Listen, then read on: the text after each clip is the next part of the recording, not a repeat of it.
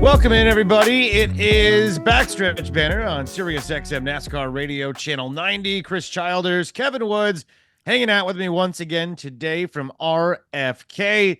He is the communications man and the marketing man. He does a little bit of everything, and everybody calls him friend around the garage there. Maybe not so much. But, Woodsy, it's always good to have you around. Last show of the season. We are going to have a little break before Daytona. I guess we should congratulate Joey Logano on a championship at Woods. We have a great guest today, legendary crew chief Jimmy Fennig, who did it for 3 decades in this sport. Lots of it with Roush, and we'll talk about some of those glory years in just a little bit. But Kev, final thoughts, season over, top 10 for Buescher. Keselowski 15th. How are spirits around the headquarters right now? I think pretty good. I mean, it's a long season, Chris, and this is kind of a week I think a lot of people take a breath. And the one thing about the sport that's odd is kind of the second, and Jimmy would know better than anybody, the second it ends, it starts again, right? I mean, it's already started. It's not really this is not a celebrated off season. They're hectic, and you kind of immediately, even maybe before now, turn your attention to next year, and a lot going on. And we're excited about that. And there was some strong points this season, some things to point to, and look to build on that from what we've accomplished over the last couple of years. Well, looking forward to next year, no question about it. Jimmy Fennig is with us. Excited to have him, crew chief in the sport for nearly 3 decades, 40 Cup wins, 3 at the Xfinity level. Worked with drivers like Bobby Allison and Mark Martin and Matt Kenseth, Carl Edwards, won some championships along the way, won some Daytona 500s along the way. So the guy's done a little bit of everything, just inducted into the Wisconsin Hall of Fame, which is pretty cool. Jimmy Fennig, great to have you, man. How are you? Welcome. Thank you. It's nice being here. Kevin's been after me for a while to get on the show, so I'll figure it's the last one. I might as well do it with him. Might as well get in, and we're absolutely elated to have you. You certainly have some incredible stories to tell, and we are wrapping up the NASCAR season. I want to piggyback before we get into all, the memories and the championships and the wins and Daytona. I want to piggyback on what Kevin just brought up, because he just mentioned that once the season ends, you are right on to the next season. Now, you did it for nearly 30 years, and you had, I'm sure, a mixed bag of seasons along the way, probably some better than others. Is the off season different based on the way you finished the year before? Is there for example, in college football, if you win a bowl game the end of the year, spring practice is a lot more chipper than if you didn't. You know what I'm saying? So what's the off season like for a championship season as opposed to, maybe a season that you left some things on the table? Well, the off season's probably the busiest part of the year in reality. No matter how if you win a championship or you're winning races, you still work harder to keep that level of winning up. So on off season, we just keep working on building better race cars and better race teams. It's a process, no question about it. We've had a couple of former drivers on the show the last couple of weeks. Jamie McMurray was one of them. Greg Biffle we had in, which was really cool. He's been really active in the community. But I think it's always neat, Kevin, anytime somebody comes back into the building, somebody's, and anytime you haven't been there for a while. So, Jimmy, what's it like for you to be back in the Roush headquarters? Well, it's different because every year we kind of remodel the place. So we get a different look. I've been here ever since the place opened up, and it's good to come to work every day to see all the new changes, new people, and the energy that is in this building. I guess applicable. How different is it since you don't go to the track anymore? How different is it for you to when you go to the track to see how much it's changed? Well, it's really changed. Just what we did years ago, we used to practice, race, and qualify, change motors. I mean, we'd work, 4 days a week at the racetrack, just nonstop. Nowadays, it's just basically you go there, practice for 30 minutes, and then qualifying race. So it's quite a bit different. It's a big change for me. I wouldn't be used to that. Do you think it'll keep changing? Do you think it's going to keep evolving as technology keeps evolving? Do you think there's a certain point where you can't mess with an automobile anymore? I mean, it's certainly technology. I heard you and Kevin talking off the air before the show. The cars are just flat out different. The process of getting a car ready is flat out different. Do you think we'll keep evolving over time? Oh, yes. I mean, if you look out through all the years, how much we involved through all the years, there's always change. Change is good. Technology is just way out there. And right now, our biggest process right now with these new cars, the Gen 7 or whatever they are, is the QC department. We got to come in with all the parts. We QC all our parts and bolt them together. So that's a big process that we weren't used to when I was around. We'd build our own race cars.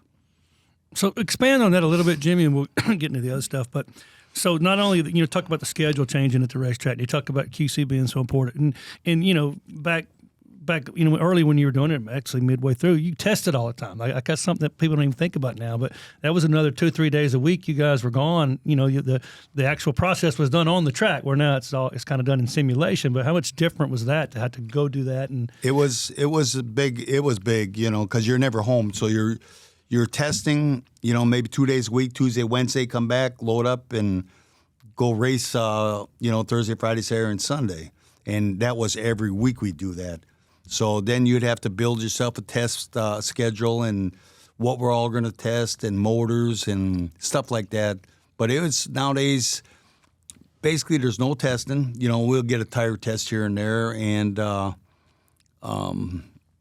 that's about it. And like I say, QC is our biggest process now, and we bolt the cars together and go from there. It's all simulation. For you, how much did it change the feel of your job? To forget the being gone, that obviously, but from being able to take a car to the track, take 2 cars to the track, run them through 2 days of testing, and your feel for what the car would be like when you actually got to the track. How was it to have to start relying on that simulation? Was that a difficult change? Well, it's a difficult change, because usually we'd have track time, we'd have test days where we could try different stuff. Back then we had some simulation too, but now you could at least back it up on a racetrack and try different concepts. But sport has changed. It has changed a lot. There's no doubt. It is very, very different than what it used to be, and I'm sure it'll continue to evolve as we've talked about. We got the legendary crew chief with us right now, Jimmy Fennig. It's great to have him throughout the show. Today, we'll take a walk down memory lane in just a little bit. What are your opinions of the sport overall? We just finished up a season, and Joey Logano won the championship. For Roush, Fenway, Keselowski, kind of a mixed bag this season. Brad made the playoffs, and Buescher was right there on the doorstep. But overall, I know everybody has their opinions of the sport. People have opinions on the playoff, and is it good, is it bad? But you lived this so long. What is your opinion on where NASCAR is right now? Well, I think the racing's definitely really good. I mean, you look at the end of the Phoenix race, Blaney and Logano going after it. I mean, it's always an exciting part of the racing is still there, and the competition is actually closer and tougher right now. If you miss it by a little bit, you missed it. Nowadays, you just got to rely on sim and what it tells you and go from there. The sim world is so interesting, and I always wonder about. Here's what I'll say about it. I think technology has changed so much that there's a certain group of people that maybe never would have pursued racing or NASCAR or being a crew chief or a driver, just based on the fact that they like to get their hands dirty. They don't like the whole technology side of things and the simulation side of things. In the college sports world, I bring it up because that's what I focus on every day on Sirius XM. And we've kind of had a complete shift in the world where there's a lot of people that's getting out of it. Like, this is not what I signed up for. Nick Saban being one of them, notably recently.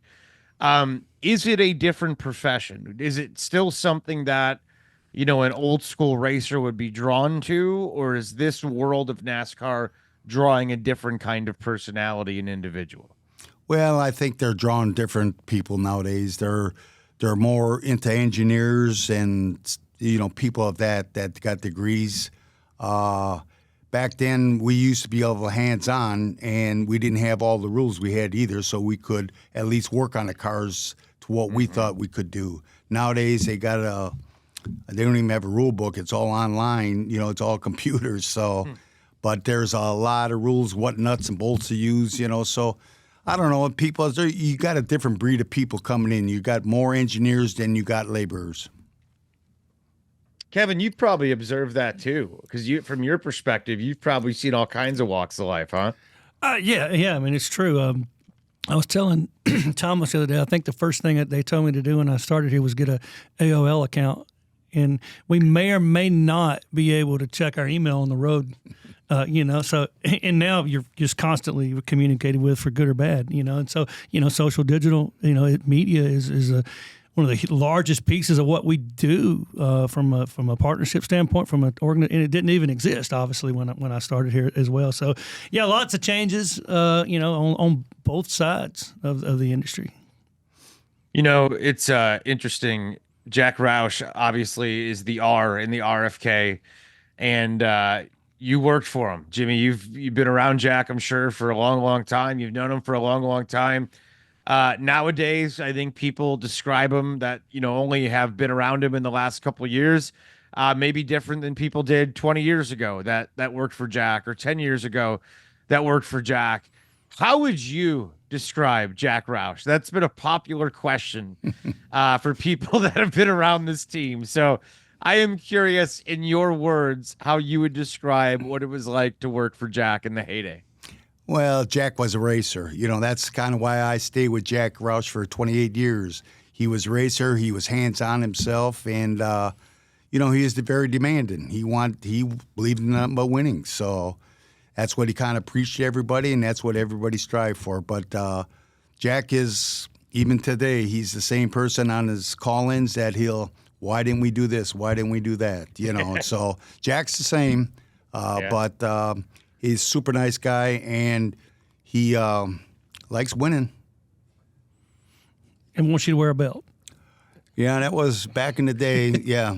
Was that a rule? That was a rule. That was a rule. We had to wear a belt, But I'll never forget the day I caught him without his belt. Oh, he got it. He got it. Chris, we kept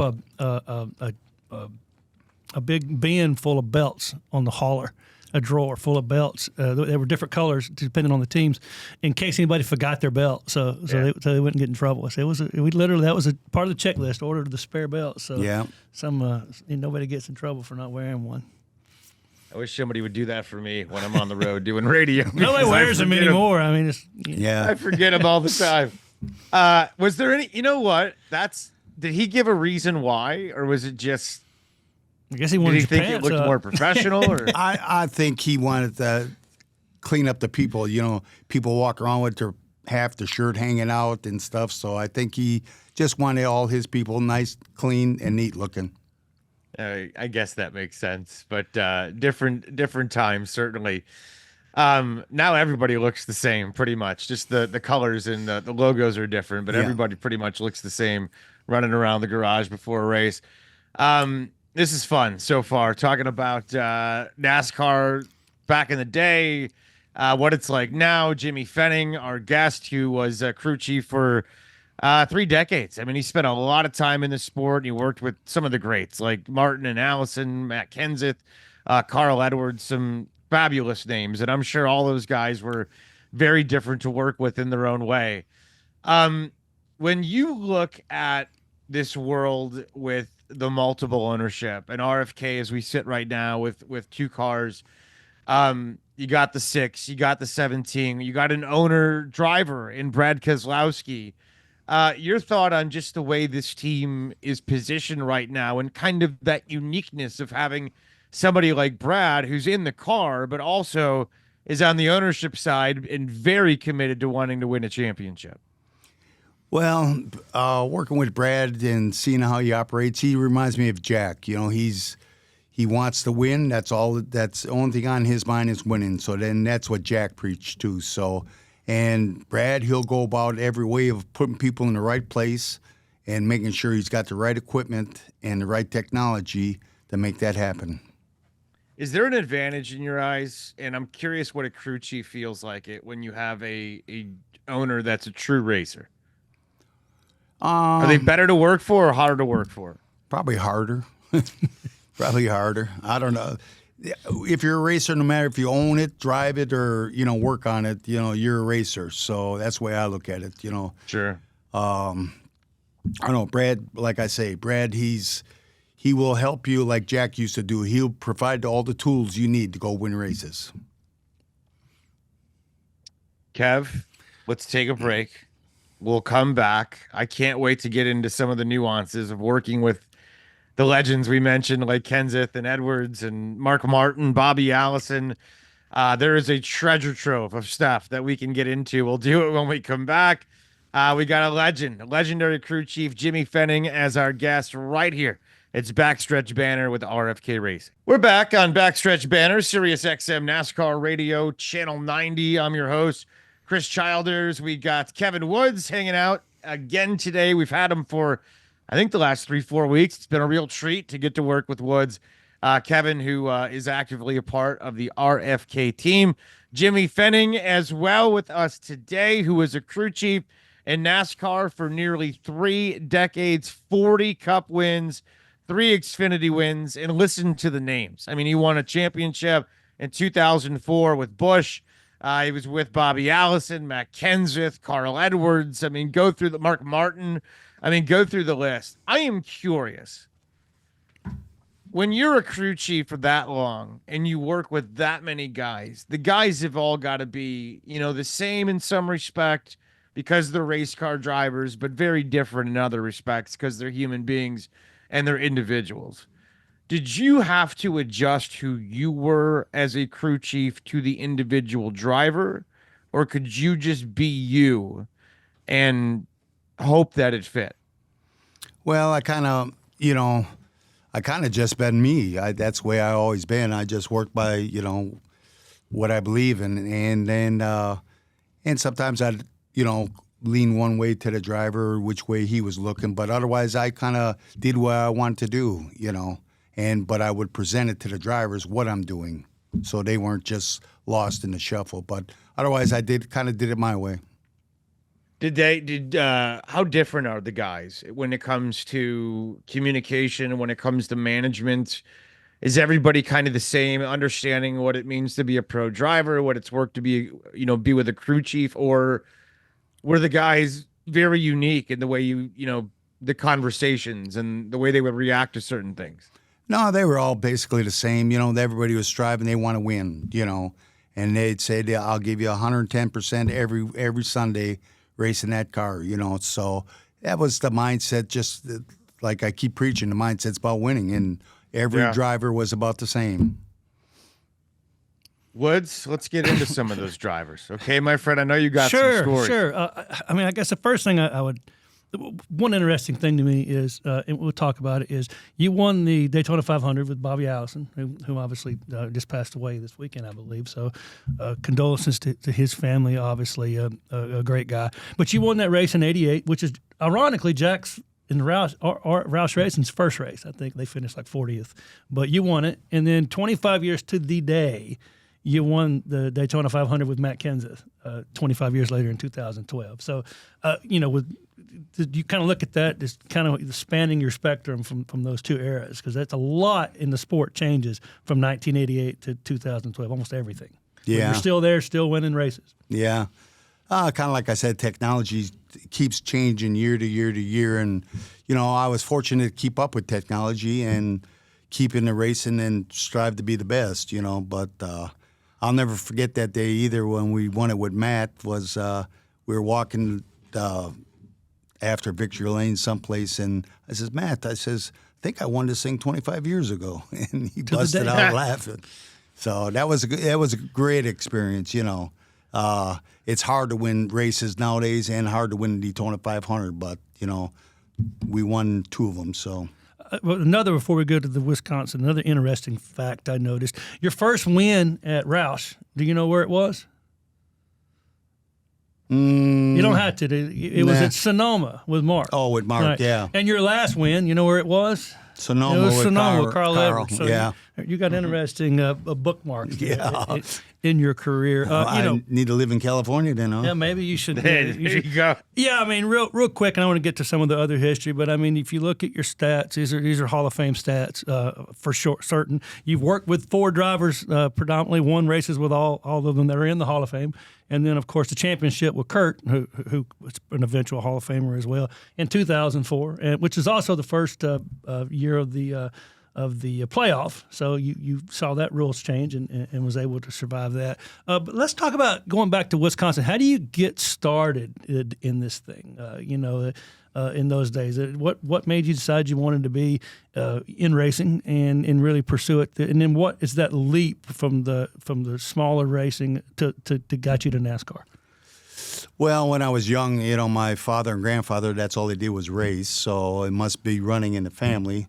And me and my brother, when I got out of high school, we built a couple race cars to go race a local dirt track. So from there, we just kept on progressing and worked for, then I used to drive or tried to drive, and that didn't work. So I become a mechanic. But from there, then there was a local guy there named Al Shield that I went to work for, and everything progressed from there. We won races, won championships, and then Jerry Gunnerman and Bobby Allison got teamed up together, and we raced some races with Bobby. Then that's how I got to know Bobby.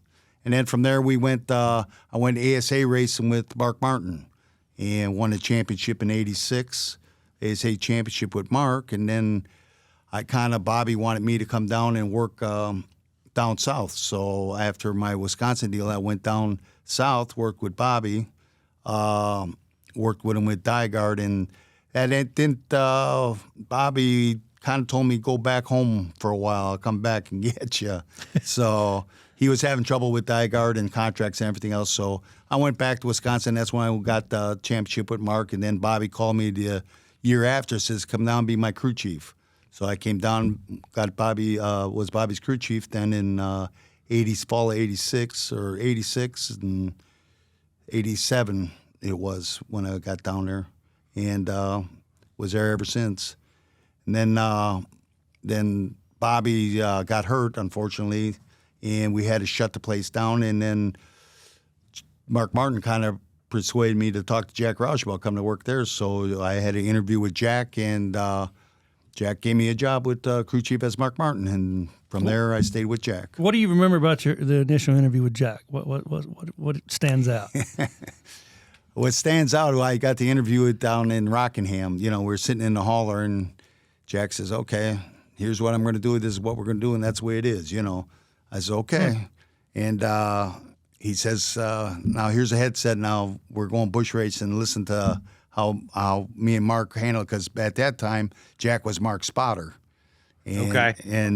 And there's a story or two there, right? Yeah, I really can't tell it on the air, but it was a good one. But that's how everything got started with me and Jack. So thanks, Mark got me to interview with Jack, and from there, Jack kept me on board till today.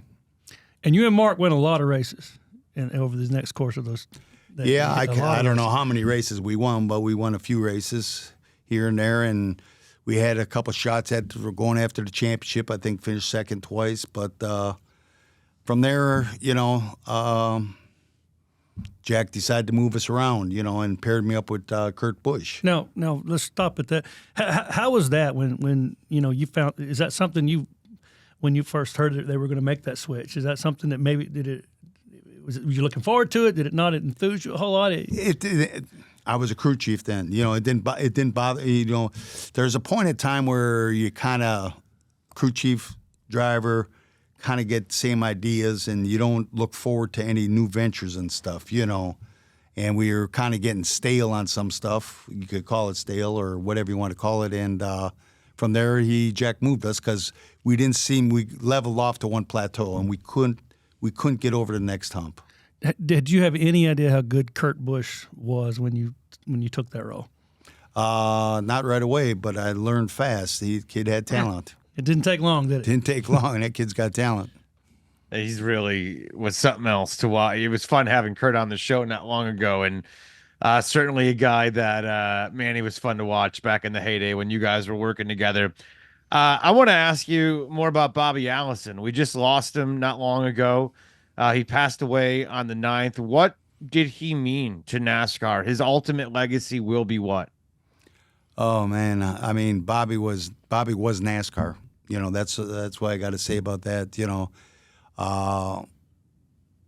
everything Bobby did. You know, I remember when I was working for Jerry Gunnerman, Bobby Allison would fly his plane up to like Slinger, Wisconsin, or Oswego, New York, and go race a short track Saturday night before his Sunday race. That man just did nothing but race. Mm-hmm. You know, it was unbelievable, and the talent that he had racing, just jumping in a different automobile and winning. You know, so he was NASCAR in my eyes.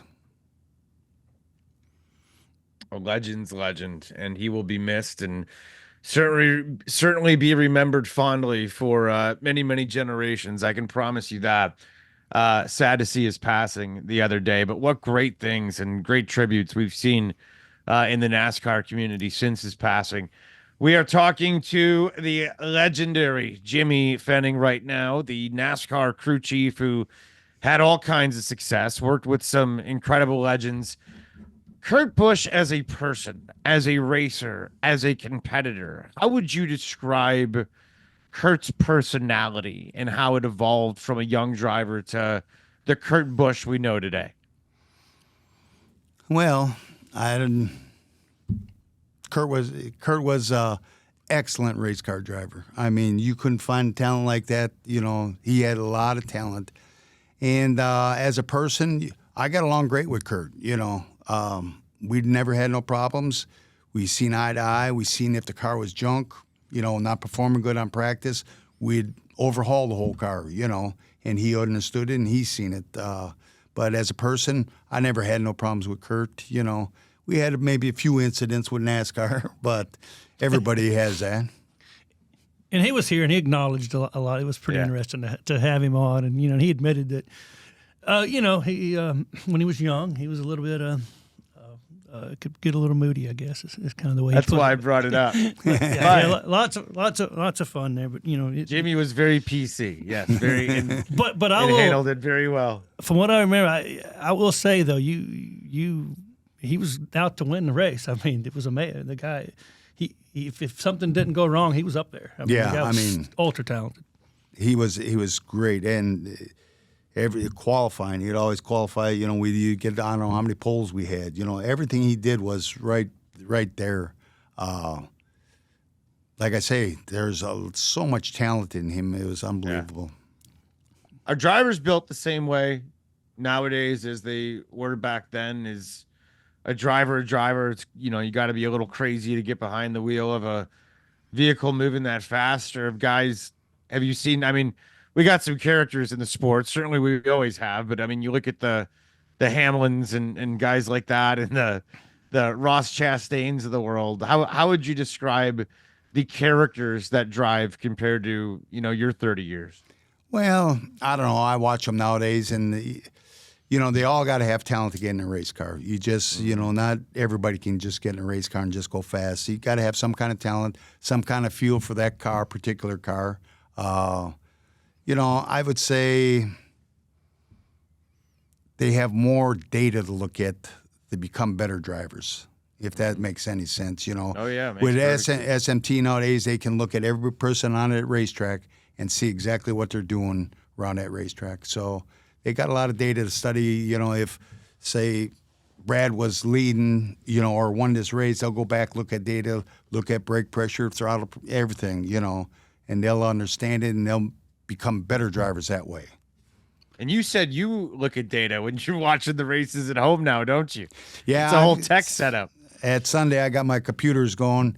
I've got Race Watch on one. I've got SMT, and then I put the TV on over here in the corner. But I'm kind of glued to SMT because that tells you exactly what the car is doing, you know, the throttle position, brake, how much throttle they're using, and I'll bring up our cars and just follow them throughout the race. And then when that yellow comes out, I've got a radio too that I scan on the radios. I hear all communication. They'll say yellow. Well, then I'll turn to the TV and watch what the yellow is for. But technology's unbelievable nowadays. How are you watching the Packers during all this? I'm confused. Yeah. Believe it or not, I went to the Packer game, and while it was raining, I had my phone out for Martinsville to see where they were running. So, Excellent. I had a real question. We talked about the Hall of Famers, just freshly about to be inducted into the Hall of Fame. Carl Edwards. What stood out to you working with Carl? Carl, he was another talented guy. He just pushed that car to the limit, But what that stood out to me was we'd go test or go someplace, and he says, "I'll be right back. We're breaking for lunch. I'll be right back." And he'll go run the grandstands up and down about 3 times. But no, Carl was super and very polite to everybody, and would go out of his way to do anything for everybody. You talk about it being sort of the same to work with these guys, but I mean, when you look at this list, you have to admit, but Bobby Allison, Mark, Matt, Carl, Kurt, those guys couldn't be more different personality-wise. Each one of them from the other, right? I mean, how much of it is molding with that personality? I don't know. Like I say, I got along with all of them. I knew there's different personalities, but look at me, What he's saying is when you're Jimmy Fennig, they mold to your personality. Yeah, That's it. Not really, but Victory Lane. What is, it is, All right, answer me this. If you could do one more race on the box, in any race, what race would it be? And any driver in the prime of when you work with them, which driver are you taking? You got one more go around. Where are you going? Who are you taking? That's a hard one. Well, it's supposed to be hard. I'd take them all, I'd take them all. That's Jack's philosophy. I'll just take all 5 of them. And the trouble is, I don't have a favorite racetrack. I like them all, There's not one favorite racetrack I like. I won I don't know how many races at Bristol. I can't, but that was a short track. Everybody wanted to go race Bristol and win. Well, what's your favorite restaurant on the road? I really didn't go out to eat much. You didn't eat much. No. Okay, what was your favorite? Let's put it this way. I would get back from the racetrack. I'd go grab a salad at Wendy's, and I'd go to my room and study my books and eat my salad. Well, that sounds super exciting for 889 weekends. Yeah, real exciting. Of Jimmy's life. I was thinking the day like Daytona. It's so different. They go there for like 3 days. It felt like we used to be in Daytona for 2 months. Oh. And what, you qualified and you pre-qualified, and how many engines would you change in a speed weeks in the 2000s? You would have practice motors, qualifying motors, second round qualifying motors, practice motors, racing. You'd change probably about 6-7 times because we were down there for a week and a half. Really? Yeah. Wow. So, and talk about how much work it is to change an engine. Well, it wasn't easy.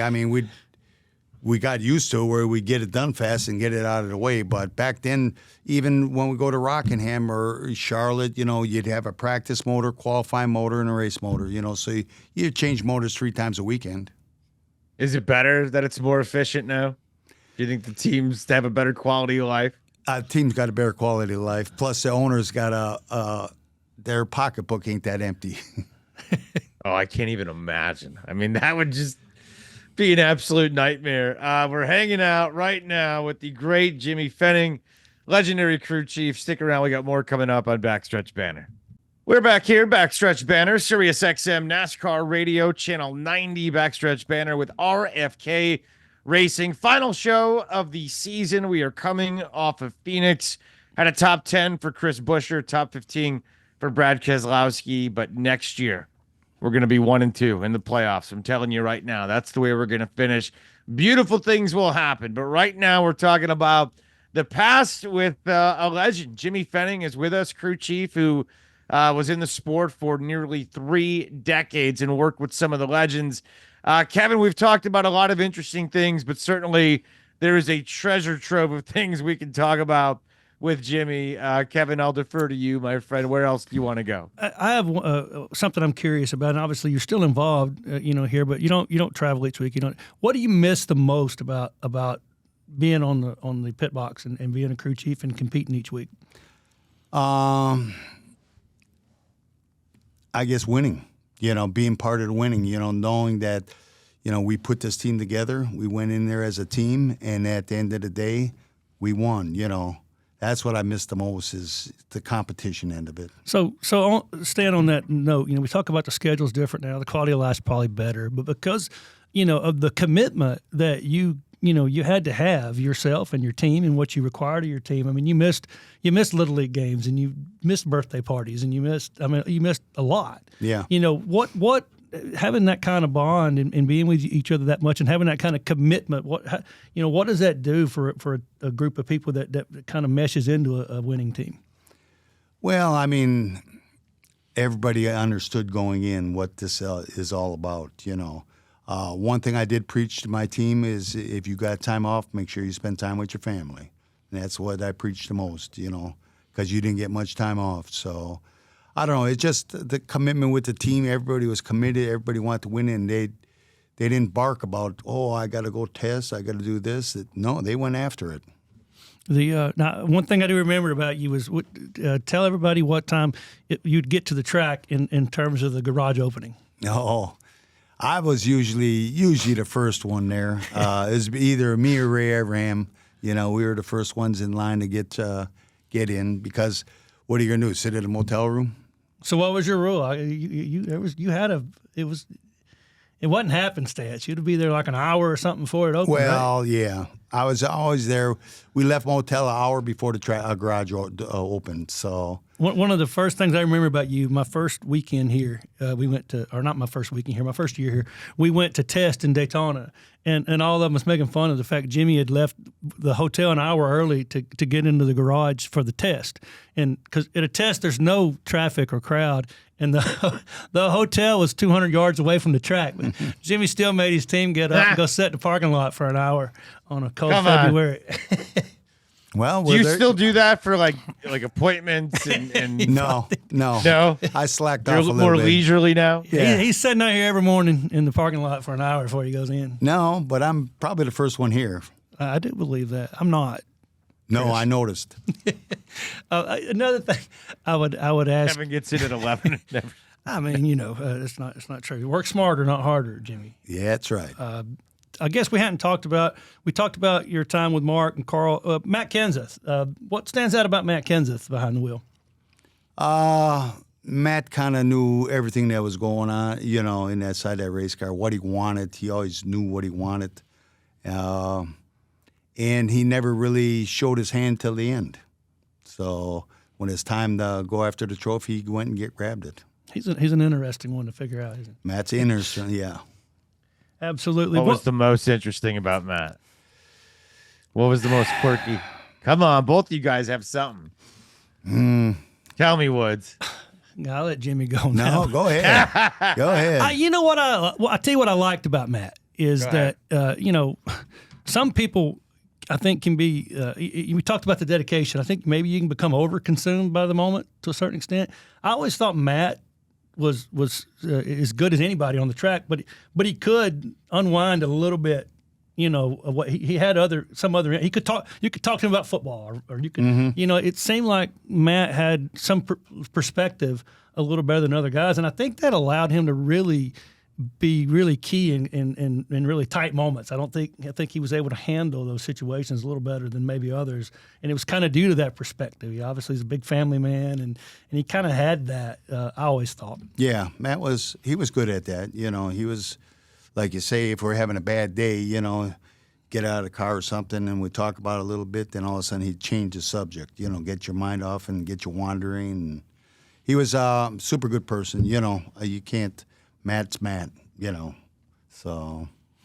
Now, one thing I remember, I'll tell you guys about Jimmy is when Jimmy was a crew chief, like me and Jimmy spent hours talking like this. But when Jimmy is a Cup crew chief, you do not spend hours talking to him like this. You can't get 3 words out of the guy. He was as dedicated, consumed, and focused as anybody I've ever seen. And I'd be lucky if he'd say 4 words to me during the course of the season. What's Graves and them like right now? Are they more talkative? Or? Oh yeah, more than Jimmy during the season. Oh okay. Yeah. Good gosh, Gotcha. Rock's more talkative than Jimmy when he's crew chief. But yeah. But you also but what I'll say is you go to there's a website called Racing Reference and you look at stats, you'll see he's got 40 wins to show for that dedication. didn't need to talk to you while he was he busy out there. Now he'd be yelling at me about an Busy in-car out there camera. trying to win a race. No Yeah. question about that. Has crew chief responsibility changed? Has everything's changed? Technology's changed, or is it much of the same job? Well, I think it's much of the same job. You still got a crew. You got to make sure that they're performing to what you want them to. Technology is so much bigger. I mean, a crew chief right now relies on all his engineers more so than ever. So back then we did rely on the engineers, but we were more hands-on the race car too. You know, I think the sport's changed. You know, I foresee the future, kind of looking at IndyCar or something, that you won't have crew chiefs. You'll have race technicians that call the race. And then your engineering staff is one staff that just puts all their data together in the computers, and there's a big pool that they say, here's what you need to change for your car at this lap here, where the crew chiefs be race strategists, and they sit there and they say, okay, the yellow's going to come out here, or we're going to put 2 tires on versus 4 tires because this is going to make us up time here. You know, I foresee that. I think IndyCar and F1 do that now. They don't really have crew chiefs. They got race strategists, they call them. So something different that, you know, I foresee something like that might be coming, you know, to strengthen your engineering pool. And we sit there and we look at every week. We got we're looking at stats. What does this? Where do we restart? What do we do here? You know, we got so much analytics on this stuff that it's unbelievable. On that note, you know, how much when you were doing it, how much of it to crew chief with your experience was the feel? Like as you did it over time, did you get just a feel for at certain times to do this, at certain times to do that? Yeah, I mean, that's a skill that none of us could understand, but you obviously you had it. And well, the stopwatch, you'd still go back to the lap time. You know, if the lap time was falling off, you kind of knew when to pit, when not to pit. You know, I mean, we had analytics back then that told us, okay, the caution usually comes out at 171, you know, lap 171. Well, it's probably not going to come out, so why should I pit, you know? So it was kind of more gut feeling there, or being at the racetrack. And of all the generations of cars that you were part, what was your favorite generation? they all were. They all were. They all were. I'll never forget with Bobby Allison working on a 87 Buick Regal. Fantastic cars. If you could go now and remove any technology that was inserted in the sport, what would you take away? What do you think's hurt? I don't know what hurt it. SMT is great. You know what I mean? But the Bobby Allisons, the Cale Yarboroughs, they didn't have SMT. You know, and these new young drivers, it's great for engineers and drivers to follow that stuff. I think that's taking advantage away some of the good drivers. You know what I mean? So if you put Bobby Allison in his prime in a car right now, would he still dominate? Yeah. He'd just have all the same technology that they have. Would that be fun to watch? Yeah, Bobby, he'd be into some of that technology, but he was a racer. Racer's a racer. Just the technology changes along the way and adds some quirks to it. Let's take our last break, come back, finish up the show, our final one of the season for 2024. And then we'll be back come Daytona in February. But let's take a break. We'll come back, wrap it up on Backstretch Banter with RFK Racing. We're back here. It's Backstretch Banter with RFK Racing, Sirius XM NASCAR Radio, Channel 90. I'm Chris Childers, Kevin Woods from RFK, my co-host, and the legendary crew chief Jimmy Fennig has been our guest today. It's been great to have Jimmy. It's been a fun season so far. Hope everybody has enjoyed it. Just going behind the scenes and finding out what a tire carrier does and what his week looks like and all the different nuances of a race team. It's been really fun to go behind the scenes of RFK, and we'll have some great things planned for next year. But Kevin, let's take advantage. We got about 4 more minutes with Jimmy, and I know you got some good stuff for him. Go ahead, my friend. Yeah, real quick, let's talk about when you transitioned from crew chief into overseeing the Speedway program. So a lot of people, I don't know if everybody knows that or not, but and that kind of became for a few years our staple of winning races.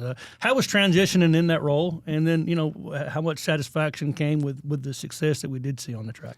Well, it was pretty good. I mean, I enjoyed it because, I was done traveling, done getting off the box, and I still could put my fingers on the car. So that I enjoyed pretty much, and I think we won a couple races with Ricky Stenhouse with it, but then we were building cars too. So, and we could go to wind tunnels. We could do a lot more than what we can do right now. So now when you watch a race on Sunday, let me ask you this: Are you a Monday morning quarterback? I mean, do you sit there and go, I can't believe he left him out that long, or they shouldn't have pitted there? Is it hard for you not to think what you would have done, or mostly is it you kind of see the other crew chiefs do what you would do in that situation? Well, I don't know. It's hard to say. Everybody's always a Monday morning quarterback. That's natural. But I don't question the crew chiefs. That's their job to do it. And if I was doing it, maybe I would have did the same call. Maybe I would have went different. And then at the end result, who's to blame? So I don't know. I don't really Monday morning quarterback. It's the crew chiefs they know what they're doing. All right, last thing I have for you. We always talk about in racing that you guys you're so driven to win, and you said you're in it for the and it's you probably forgotten a lot of the wins. But when you look back, what race that you should have won, or you thought you had won, or it was right there and something happened. What when I say that right now, what's the first race comes into your mind that one that you had and you didn't quite get it? I'm going to have to say Darlington with Kurt Busch. Oh, yes. Unfortunately, we had power steering problems right off the get-go, so he didn't have power steering the whole race. And to run Darlington without power steering, Kurt's tough. So, but we missed it by just a few inches, and that one was a tough one to lose. So Jimmy's talking about the race with it's Kurt and Ricky Craven, right? Ricky Craven. And one of the closest races in the history of the sport. So you were just there. That's the one that sticks out. That's one that sticks out the most. Fantastic. Jimmy Fennig, great to have him. Yeah, I would imagine that one would stick out. It's a memorable one and then some. Jimmy Fennig, great to have him. The crew chief for 30 years. I mean, 40 wins, crazy. I mean, I can't even imagine not being able to remember, something that magical. But 40 would be hard to remember everything and all the nuances. And I think that is a testament to just an amazing career. Speaking of amazing, great people help put on the show each and every week. Thomas Burfield, a big thanks to him. Elijah Burke, outstanding. Brandon Lee, just a incredible human being, top to bottom, and nobody better than Kevin Woods. I mean, he is just special, and we love him dearly. See, look, Chris is great. So you remember all that when you're writing your NASCAR Hall of Fame speech here in the next couple of years when they finally put you in there, like they already should have, by the way. But when they get you in there, remember that. All right.